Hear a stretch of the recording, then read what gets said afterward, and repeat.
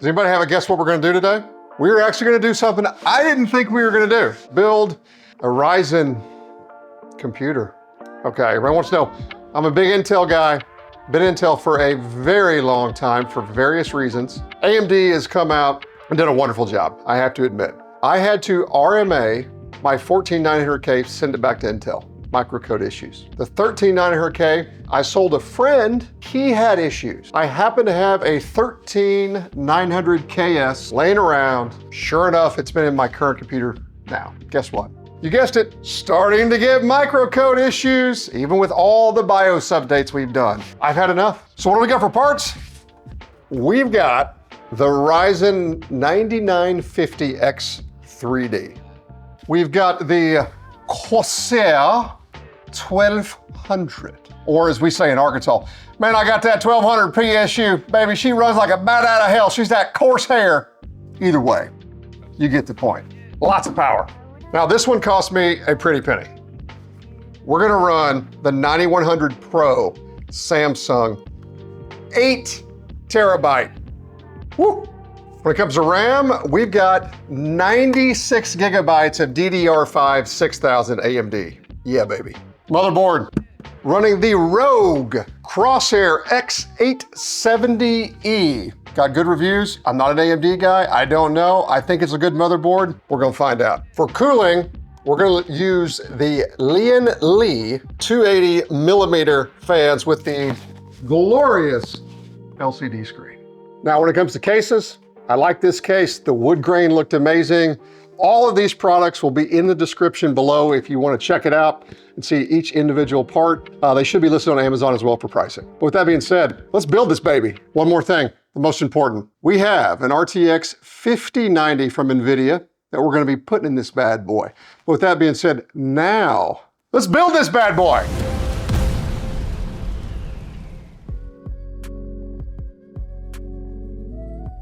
Very nice.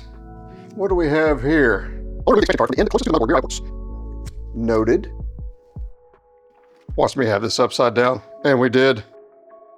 Glad we were paying attention, huh?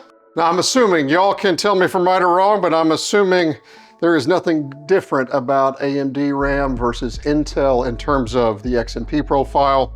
And without reading the motherboard slots, I'm assuming that we should be able to put it right in the typical slots. Time for Ryzen. I'm assuming this has arrows on it, just like Intel does, I bet. And I'm assuming she has the arrows on her. She does, right? I don't know if you can see it right there.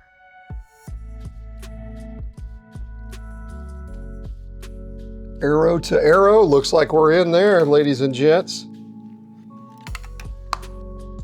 Time to put the M.2 in. Do we need low power? I'm not sure about this screwdriver, to be honest with you. This look cool. I think I'm gonna go back to some old Southern screwdrivers from like the 80s or something. You know, those things work. All right. I'm assuming this is probably our slot right here. Let's find out. Who says nobody ever reads the manual anymore? Sometimes you just want to be precise. Closest to the GPU. They usually always are. That's a bunch of gibberish. I'm a man, I'm not asking for directions. I built a lot of computers, okay? Yeah, I got it. But we're slotting A on the motherboard, does it matter? It's gotta be the top left. M.2 time. Oh! She even looks sexier than the 990s and 980s from Samsung, the older versions. All right, so she's supposed to just click.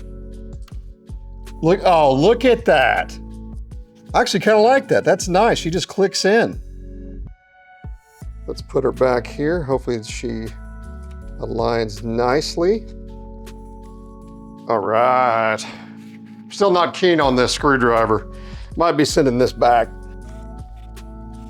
There we go. All right, we got M.2 in. So we got the M.2 in, we've got the RAM in, we've got the CPU in. Now, why don't we go ahead and start putting it in the case, and then we'll build from there. Aha! Extremely cheap, small screwdriver. That's what I should have started with to begin with. First try. First try. Second try. You know what? You know, my grandfather always said, you just gotta be smarter than what you're working with. Well, we found something. I didn't realize we had a much nicer M.2 slot up here, so we're gonna be moving the M.2 from the extra slots here. It has more than I thought. So we're gonna put it in the correct slot up here, and then we'll be able to go. So with that being said, we'll hurry this up and start again. I like that quick release, that is nice.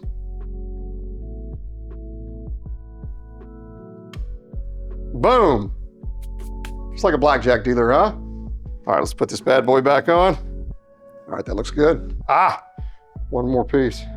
Well, we hit a snag. Y'all know how I said we were going to install this HX 1200?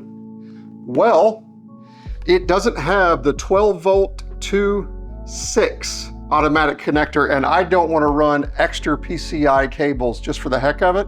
So we got a solution. I happen to have a 1000 power watt supply that has, if you can see right there, has the 12 volt 2.6. So that goes directly into the good old 5090. And while we're at it, I went ahead and took the 5090 out, and here she is. Beautiful as ever.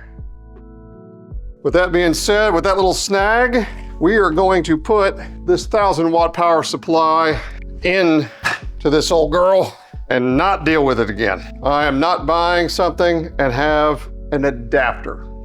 Let's put this girl in now. She is going to be the new breadwinner.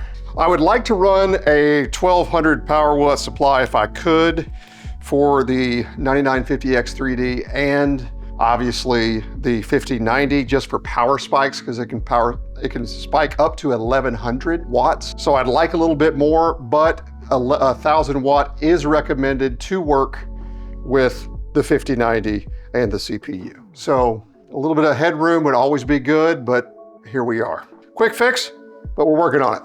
Let's go ahead and plug in motherboard cables. Now let's do CPU cables at the top here. Click, click. I like it, I like it. We'll save the GPU for last, and then we'll move on to getting the old AIO installed. Right.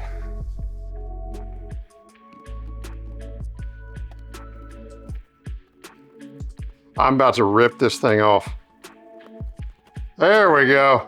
Very nice. We've already got thermal paste installed. Might use it just to see how the temperatures run with this thermal paste, and if it's bad, we will obviously replace it with the good old Grizz. Wow, interesting. With AMD, it looks like we won't need an additional bracket to install the AIO, and if that's the case, this is a much cleaner install in general, much easier. Let's find out if that's correct or not. We've got some extra screws here, different sizes, or maybe they are the same size. I built a lot of PCs, but I have never built an AMD. So this is a little bit different, a little bit fun, and a little bit frustrating all at the same time. We've got two arrows here, it says CPU, looks like that's going correct. All right. Actually, this is kind of easy. You don't have to, on a lot of Intel builds I've done, that back bracket will fall out. You gotta kind of hold the back edge of the motherboard, get the bracket right. This just goes directly into the motherboard. I like that. Maybe I'll become an AMD fan. Can't believe I'm saying that. Don't buy this. Literally don't buy this. Buy this. 280 millimeter fan fits nice in this case. Okay, still got the protective plastic on the back. And before we screw this on, let's see if these attach nicely to that bracket we just put on. And it looks like it does. Nice. Looks like we've got our orientation the way we want. It's not perfect, but could slide this back a little bit depending on airflow. We'll take about temps. We might slide backwards or forward, but having a little bit of exhaust room back here is probably a good thing. I mean, those look the exact same to me. I don't know if y'all can tell. After doing research, we figured it out. I don't know if y'all can see, but on the edge, on the end of the screws, one's got some holes in it, one doesn't. The one with the holes, little indents, that is AM5. That is what we're gonna use. Okay, we've got the screws going on, tightening in. A little hard to see here. This is not easy. We got that one on. Okay, we got it in. We'll have to clean up this cabling here. I don't like the way this looks. We'll probably tuck this in and zip tie it. But what I was saying, we went ahead and plugged in. We've got the audio cables plugged in here. We've got the F panel on the edge down here. It is plugged in. It's right behind the fan, kind of hard to see. We've got all the cabling coming from the case into the motherboard. We've got the pump into the AIO pump, and we've also got the main fan source into one of the fans here. So we should, in theory, be all connected. Now, it is time for the best part of the install, I think, is the nice, wonderful, amazing, highly overpriced, I'm not gonna say anything, but I am, buy a 9070 XT if you just wanna game in 4K. I do love this graphics card. I think it's way overpriced, but it's fantastic. Let's put it in. We are connected. Yes. Didn't hear a click, makes me a little nervous, but yep, she's pulling up the motherboard slightly, so we're in. We might have to rearrange that cable. I don't know if I want it coming up and over or down and under. Not sure yet. We'll take a look at it, see which looks a little more beautiful. I kind of like it going down though, to be honest. I'm not one for cable management just because I always change out my computer parts often, especially on this channel. But right now, I think for cable management, this is a B-, and I think we're gonna take it. We might tie in some loose ends here a little bit. Like I said, B-, huh? We're almost ready. Well, we've got her piece together. As you can see here, she looks like she's put together. The moment of truth here in just a minute. Let's give her a little christen with the screwdriver that built her, and let's see if she'll fire up.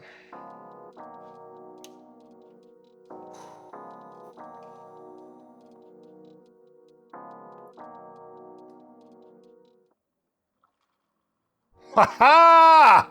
Success, baby, we did it! It's been about a year since I've built an entire computer again, but I'm pretty excited about this one. We'll take a look. Everything looks like she's fired up. She's good to go. I'm tired, I'm exhausted. We had a dead battery. Speaking of things that happen, we had a dead battery as an issue multiple times.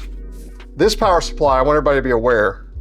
This power supply, which is from Crosshair, the HX1200i, it is ATX 3.1 and it is PCI 5.1. The problem with this and why I'm sending it back and why we have the 1000 watt in there that you saw in the video is because this does not have 12 volt 2x6 connector. See how this connector right here on the GPU?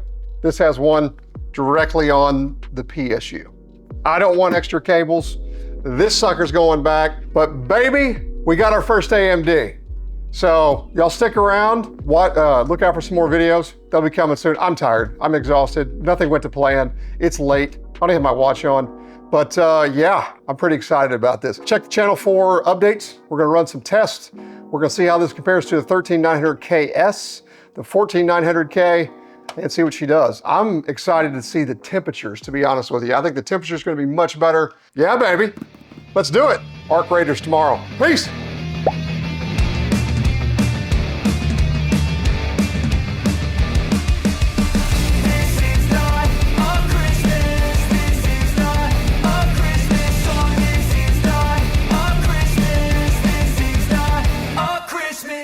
I hope you liked the video.